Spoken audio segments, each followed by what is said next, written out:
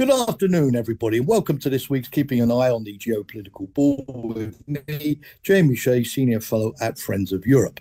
The famous American crooner Ray Charles had a hit many generations ago with a song called Georgia on My Mind. Now, he, of course, was referring to the American state of Georgia, but there is another Georgia, of course, which is the country Georgia in the Caucasus, and it's been very much on my mind recently. Back in the 1990s, when I was working at NATO and engaging with the former communist countries in Central and Eastern Europe, Georgia was one of the stars. It was led by a charismatic Western-educated leader called Mikhail Saakashvili, who introduced market reforms, liberalized the press, opened the country up to foreign direct investment, and showed every willingness to meet the conditions for ultimate EU and NATO membership. And indeed, NATO responded. We set up a NATO Georgia Commission, a big training centre in Georgia. We had a very robust annual national plan of cooperative activities and a maritime strategy to work with the Georgians to secure the Black Sea.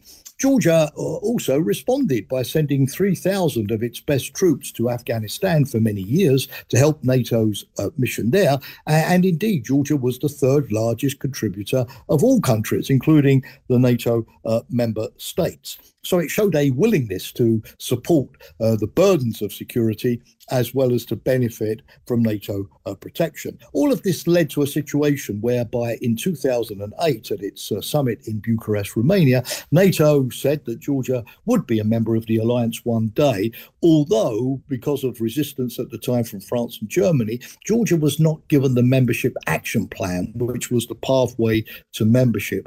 And many of you will recall that in 2008, this somewhat ambivalent security situation led to Russia and President Putin invading Georgia and consolidating Russian control over two renegade provinces, South Ossetia and Abkhazia, mainly populated by ethnic Russian speakers, over which Tbilisi no longer had any effective control. This undermined President Saakashvili. He turned increasingly in an authoritarian direction. And in 2012, his party and his regime were replaced by the Georgian Dream, a new party founded by Bedzina Ivanishvili, a Georgian billionaire who made his fortune in Russia. And this party has been in power ever since, having won the elections again in 2016 and in 2020. Now, Georgia Dream has perplexed Western observers. Its ministers, its diplomats tend to say the right things when they're abroad about Western values, continuing to seek NATO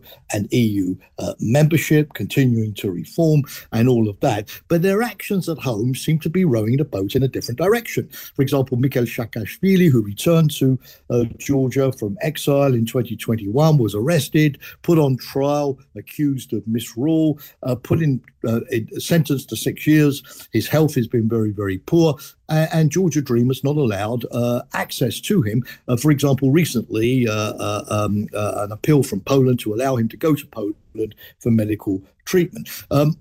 The government in Tbilisi has not imposed sanctions on Russia for its invasion of Ukraine. Relations with Ukraine have also fallen to a low level as this past week, the Prime Minister of Georgia, Irakli Garibashvili, has accused President Zelensky of interfering in Georgia's domestic affairs. There have been crackdowns on the media, there have been violent clashes in the parliament, and most notably of all, over the last month or so, there have been enormous demonstrations throughout Georgia, virtually every day, in opposition to a bill that Georgia Dream has been trying to introduce to make all organizations in Georgia, which receive more than 20% of their funding from abroad, to register as foreign agents.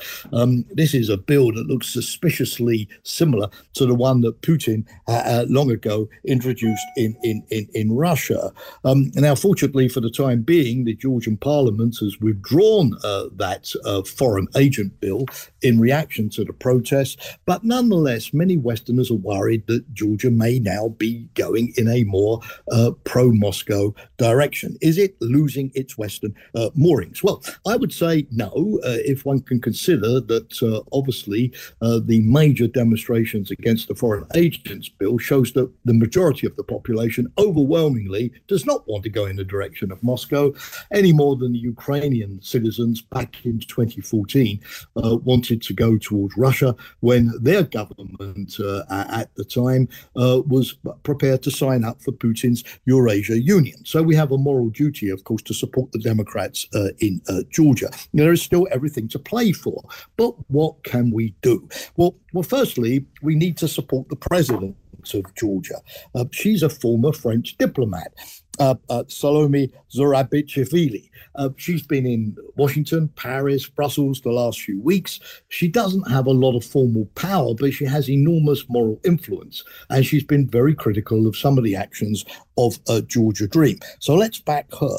Secondly, we need to give full support to civil society and call out all abuses and all crackdowns. We need more systematic engagement with Tbilisi. As well.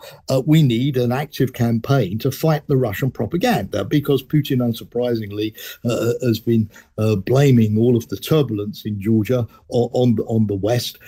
This narrative does play with certain segments of Georgian society. It's true, Georgians often do look to Russia, particularly for economic cooperation. They sell their wine and so on to Russia. And there are hundreds of thousands of Georgians who work in Russia and send their remittances back. But clearly, where Russia is telling untruths, there has to be a more systematic push back. But above all, the EU needs to make Georgia a formal candidate for eventual EU membership. This status was not granted to Tbilisi last autumn when the EU, in a sudden change of direction, gave candidate status to Ukraine and Moldova. Now, this EU decision is understandable because of the backsliding, and the EU did lay down a number of conditions which Georgia has to fulfill between now and October before the EU will review its decision on candidate status.